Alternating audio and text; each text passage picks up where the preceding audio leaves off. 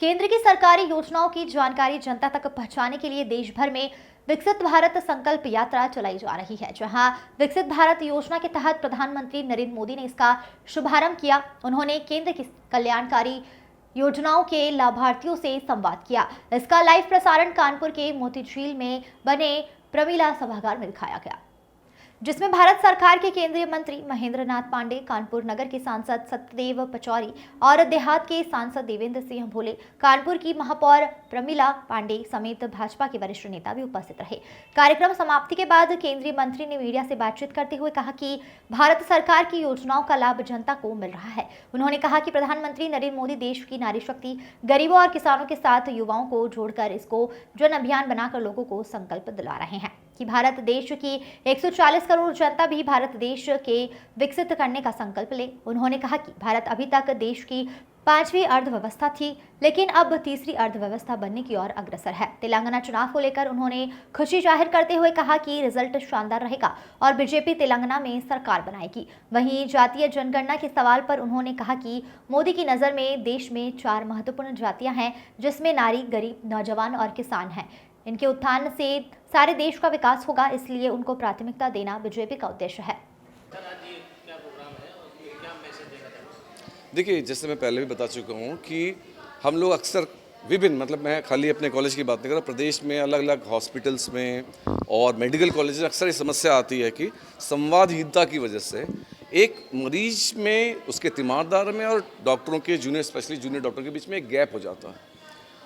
तो वो संवादहीनता की वजह से कई बार मरीज में और डॉक्टरों में गलतफहमी उत्पन्न होने के कारण अक्सर वो झगड़े का कारण बनता है।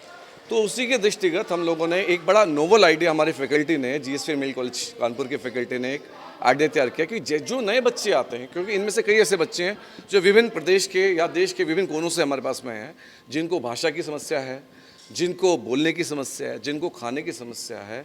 तो इन लोगों की काउंसलिंग की जाए और दूसरी बात है, इनको समझाया जाए कि मरीज के साथ में हम लोग को कैसे व्यवहार करना है, क्या करना है, ताकि हमारे तीमारदारों, मरीज और डॉक्टर के बीच के गैप को हम लोग फिल अप कर सकें।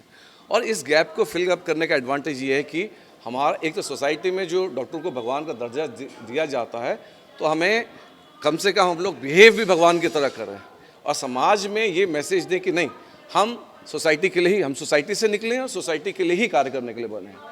और इससे आने वाले भविष्य में आने वाले जो गैप्स हैं हमारे और सोसाइटी के बीच में, या हमारे या तीमारदार या मरीज के साथ में, वो ख़त्म होगा और झगड़े ख़त्म होंगे और हमारी और समाज की जो अंडरस्टैंडिंग है वो बेहतर बनेगी। मेडिकल कॉलेज में ये पहली बार मतलब पहल करी गई। कभी-कभार मगर ये भी देखा जाता है कि जूनियर डॉक्टर सीनियर डॉक्टरों से भी अपरचता कर देते हैं, तो इसका क्या कारण है? इसके लिए क्या? देखिए, ऐसा बहुत कम होता है। कई बार देखिए, बच्चे होते हैं, उनको समझाना हमारा काम है बतौर as a parent, as a guardian, ये हमारा दायित्व है। और कई बार वो गलती करते हैं तो हम उसको इग्नोर भी करते हैं, फिर बाद में उनको प्यार से समझाते भी हैं कि जैसे आपके बच्चे हैं या समाज में बच्चे होते हैं, उस सब जगह वो भी हमारे बच्चे हैं। तो ज़्यादा तक चूँकि वो काम बहुत करते हैं, कोई भी मेडिकल कॉलेज अब कहा जाए तो बिना रेजिडेंट्स के नहीं चल सकता है। उसकी रीढ़ में रेजिडेंट्स और वहाँ का स्टाफ होता है। जो कंसल्टेंट्स हैं वो मुश्किल से कुछ घंटे दे पाते हैं, लेकिन जो रेजिडेंट है वो 24 घंटे ड्यूटी करते हैं।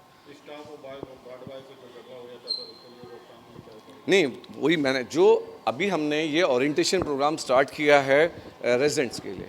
दूसरे चरण में हम लोग इसको स्टाफ में और नर्सेज, इन सब का ओरिएंटेशन प्रोग्राम स्टार्ट करेंगे। ऑलरेडी हमने पिछले साल भी किया था, इस साल भी हम करने जा रहे हैं, ताकि जो संवादहीनता है उसको ख़त्म किया जा सके। मेडिकल कॉलेज की पहल है, ये प्रोग्राम कितने दिन तक के और चलेगा? नहीं, ये अब परमानेंट चलेगा। हमारे यहाँ इस बार दूसरा प्रोग्राम, पिछले साल से हमने इसको स्टार्ट किया है पोस्ट ग्रेजुएट के लिए। अंडर ग्रेजुएट में तो चल रहा है, लेकिन पोस्ट ग्रेजुएट में एथिकल टीचिंग के लिए और संवादहीनता को ख़त्म करने के लिए ये हमारा दूसरा वर्ष है जिसमें हमने किया है।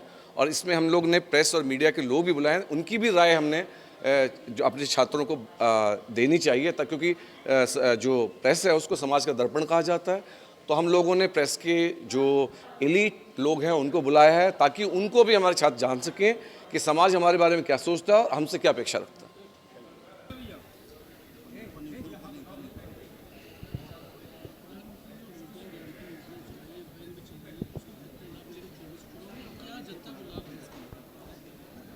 यह जनता को जो लाभ मिल रहा है।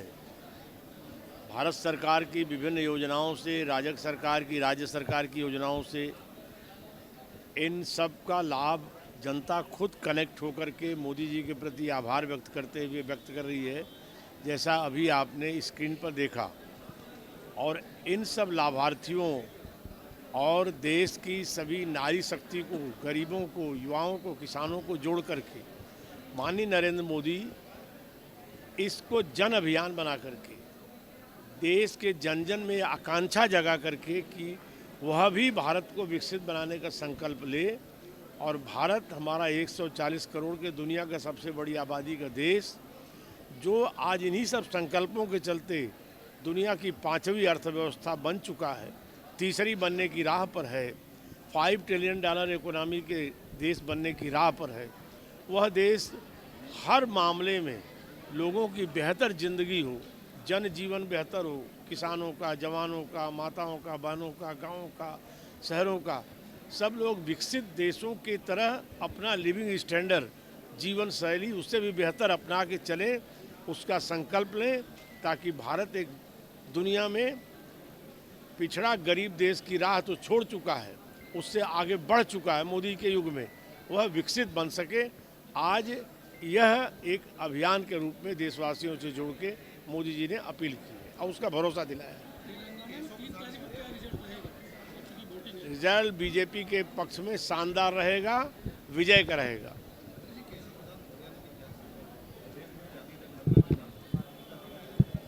देखिए, यह जो जनगणना का जो भी प्रावधान है उसका निर्णय सदन करेंगे, लेकिन आज मोदी जी ने जो कहा है कि मेरी इस विकसित भारत के लिए मेरे निगाह में 4 महत्वपूर्ण जातियां हैं।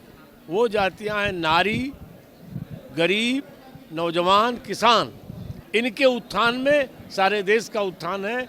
हमें इसको प्राथमिकता देना, हमें इसको प्राथमिकता देना जैसा आप